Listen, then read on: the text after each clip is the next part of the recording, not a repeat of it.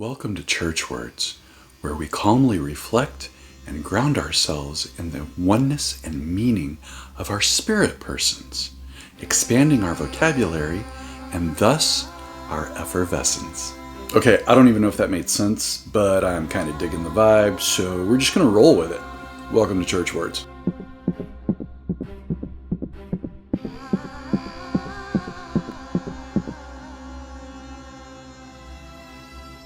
Today we've got two groovy words for you. The first of which is meditation. Go figure, right? Well, look, meditation is not some wacky, goofy, weird practice. Doesn't require a lava lamp, okay? Meditation is really just focus, okay? And in this instance, in a church words context, meditation is focusing on something of God. So you might come across a scripture that just really speaks to your heart. Maybe it helped get you through a difficult time, or you're standing on that scripture. And meditating on that scripture is just focusing on it. You repeat it to yourself, you think about it, you spend time in that passage of scripture. You can meditate on the goodness of God, how God has shown up in your life, especially if it was in a dark time. You could focus on just some crazy cool aspect of God, like one of the miracles, like the miracle of how a baby is formed in the womb, or a blade of grass. I mean, that's some mind-blowing stuff right there. It doesn't have to be weird, but it's focus on God's goodness, something about God. And as someone once said, meditation is basically worrying about the good stuff. You know how when you worry, you just cycle on it over and over and over in your mind until it, you have an anxiety attack or whatever. But that's what meditation is, except on something good. You just keep thinking about it. You keep focusing on it. You keep, cycling on good things, the good things of God. It does help to, be in a quiet room, maybe play some, music, instrumental worship type stuff.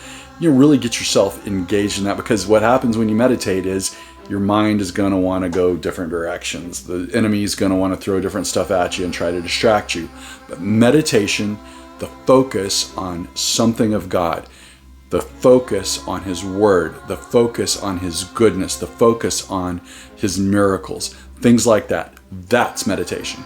The other word for today is prayer. Now, prayer is not some big, elaborate kind of thing that takes all day or anything like that. It's actually quite simple. There are written prayers that are very beautiful, kind of like poetry that you can recite. There is the model prayer, or the Lord's Prayer, as some of us call it. And that was where Jesus was teaching His disciples how to pray. You can read that. It's amazing. But prayer is just basically conversation with God. And you can't have a meaningful relationship with somebody if you don't talk to them. You can talk to God about anything, and He wants you to. So think about that. You can pray walking, take a walk down the sidewalk. You can pray driving your car. I recommend keeping your eyes open for that. I even pray, hate to admit it, on the toilet sometimes, guys. You can pray flat on the floor on your face. Sometimes you need to do it that way, and that's super helpful for you. But talk to God, pray, and that's all prayer really is conversation with God. Now, I also have a series on my YouTube channel and on Rumble on prayer where we go a little bit deeper into some of this. It's actually called the 4 Most Dangerous Prayers.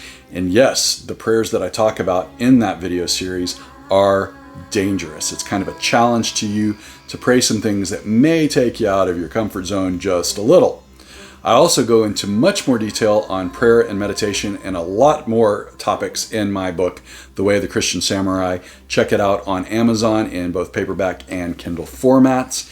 And in the meantime, start praying, start meditating, spend time with the God of the universe who desperately wants to spend time with you. Have a great day.